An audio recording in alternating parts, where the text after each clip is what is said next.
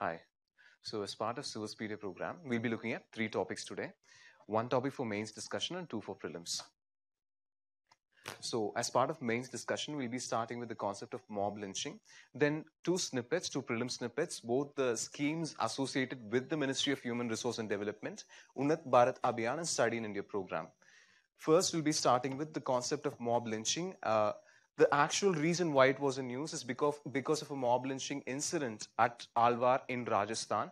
Now we look at the basics of mob lynching. What exactly is the reason behind mob lynching in India? Why it is being in news in the last 2 to 3 months, and what measures need to be taken by the government of India to combat this particular phenomenon. Now, if you look at the concept of mob lynching, what exactly it is that it is an extrajudicial killing by a group of people. Now, when you talk about whether this particular group of people is organized or unorganized, usually these are pretty much politically motivated, and the objective of mob lynching is to create political intimidation for a specific objective. So, it is an extrajudicial killing. That is the first thing you need to keep in mind. And second thing is that they have the actual objective of mob lynching is for public intimidation with a specific objective. And if you look at important principles of mob behavior and in terms of body language, when so many people are actually in one particular group, they do not seriously think about the consequences of their actions when they do that. Once they form the group, there is so much of crampedness, and there is so much of invasion into one's own personal space. Like if you look at my own personal space right now, it's pretty wide. There is no one on the podium. But in case of a mob, one feels a personal space is so much occupied, and his behavior changes as a social group, psychologically speaking. Hence, in a mob, even though a person can be very much thought-provoking, very much sensible, when the same person is put inside a mob, he becomes part of the mob and behaves as the mob asks him to, or invokes him to behave. He pretty much loses his individuality in the concept of mob behavior, and that is the third thing to be kept in mind. Now, looking at the recent incidents, like why is there so much of mob lynching in India? Now, if you look at the primary reasons, it's either based on the objective of child kidnapping, the actual issue of child kidnappings. There is so much rumors regarding child kidnappings. That has been the recent spate of mob lynchings in the last 3 to 4 months. If you look at a specific incident in Alwar, it is again on the basis of communalism. That is on the transport of cattle, on the consumption of beef, which we saw in Dadri 2 to 3 years ago. That has been the actual phenomenon for the last 3 years, but specifically for the last 4 months, it is the issue associated with kidnapping, rumors on kidnapping of children. So first thing regarding mob lynching, what is the reason why, like those two might be the reasons why people actually involved in mob lynching, but what exactly is the underlying reasons, most important reasons why mob lynching as a phenomenon exists? The first thing is absence of laws. Like in the Criminal Procedure Code of the Indian Penal Code, you do not have a specific provision dealing with mob lynching. Like you have provisions which are dealing with murder, you have provisions which are dealing with other forms of crime, but specific to mob as a group and their behavior, there is no laws to act on it. Second is law enforcement. Now, when you talk about law enforcement, you're talking in terms of both human resource, like the total amount of police force which is employed in a specific area to enforce law and order. And second thing, the political will or the actions which is needed for implementing that particular law and order. Third is fake news. That is, there is one of the important reasons is so much of videos being circulated in social media, and this news is taken to be important by most of the people who are part of social media themselves. There is no proper clarity on who sends the messages and what is the actual essence of these messages, whether the message which has been sent is properly verified across different terminals. That is one problem with social media. And fake news is creating a lot of problems as the users themselves do not have proper awareness on the differentiation between actual and fake news. And the final reason is like mob lynching is only an extension of communalism. Like if a specific group actually believes that integration as a society is not possible at all, then that is being reflected in the extreme case as mob lynching, when they go on to say that like 2 different religions have different practices and they cannot be integrated. Or it can be an extension of casteism, in which there is conflict between 2 different caste groups, in which a member of a caste group is severely lynched in terms of between the so-called upper caste and the so-called lower caste. So these are the primary reasons behind mob lynching. And if you look at what are the measures which can be taken up by the government, and like this can be a question on how to combat mob lynching, what are the reasons, and analysis of the measures which can be taken. Now in a Supreme Court judgment in the day to July the 17th of that is just a week ago, the Supreme Court stated that you can have proper provisions in the Indian Penal Code which criminalizes mob lynching.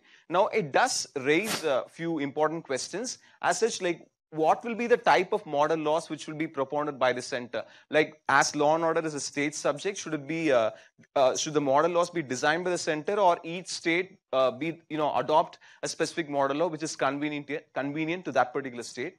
And second is like the law should have its own limitations. Now, if the model law which is propounded is not limited, it can be used as an important measure by the state themselves, or an instrument by the state to control even actual normal assembly of people who are fighting for proper democratic rights. And the third problem is the idea of communal violence itself. This particular law has to incorporate provisions for differentiating mob lynchings which are based on communal violence and lynchings which are completely different from communal violence. So these three are the important points if we are to look at ways in which new legislations or laws need to be enacted and incorporated. Secondly, strengthening the police force. Now, as we talked about in the previous slide, like it's not just about number in the police force, but also the efficiency, like how effective they are in filing the first information reports, and how much follow-up action is taken after the incident has been initiated. Then the third most important thing regarding measures is working with messaging platforms. Now, it is true that there is so much of clamor against WhatsApp that it is not taking efficient measures to curb the spread of fake news. But at the end of the day, it is a social media platform and people are going to use it. So at the end of the day, it is about both the private players and the government sitting together and negotiating a proper way in which things can be sorted out. Now, one possible way is that there is a provision in WhatsApp that a particular person can be added as a member of a group without his own permission, which is not the case even with very prominent social media like Facebook compared to WhatsApp. So that can be one more provision which can be incorporated. That is, if a member is added to a specific group, then the member's permission, then the particular individual's permission can be taken up before he's added to a group. So through that, you're actually enabling a proper shield in which fake news can be spread. And second, you can also have the concept of public messages and private messages, like a section of people who is specific, who's stored in your contacts, whom you know well. And if the particular person is not known to you and it's coming from an unknown number, it can be marked as a public message which goes for a second or higher level of scrutiny, so that you'll be able to identify the differences between the actual one and the fake news. So these are the different measures in which the government can combat the issue of mob lynchings. Now, just two small snippets on two programs which are in news recently. One is Unnat Bharat Abhiyan 2.0. Now, as we have worked with schemes in different sets, when we talk about schemes, it's two primary things. You actually know the objective of the scheme and properly link it with this. So if you know the objective of the scheme, it's pretty much associated with the specific ministry.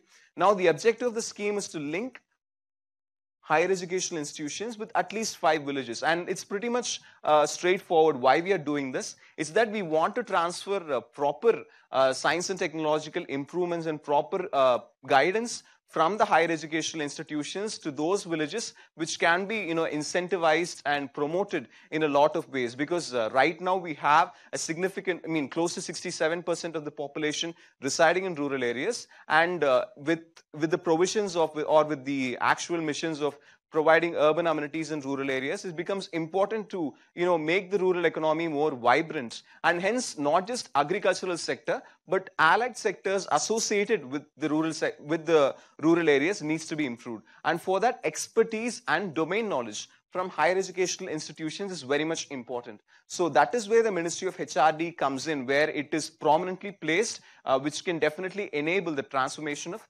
India's villages. So as you could clearly see, the objective is in socio-economic development through innovations which can be done by proper technological experts and students as part of their final year projects in higher educational institutions, and they can actively participate and enable the proper implementation of government programs which are already under process. So these two are the important things which are to be taken up under this particular program.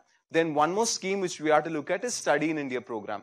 Now, if you look at the ministries which handle this scheme, along with Ministry of HRD, it is Ministry of External Affairs. As you could clearly see, we are talking about Study in India program where students from other countries are actively taken up into India, and then they are actually making India as a proper education export destination. If you look at the objectives, it is an extension of soft power because most of the countries and students we are targeting are from Asia and Africa as such.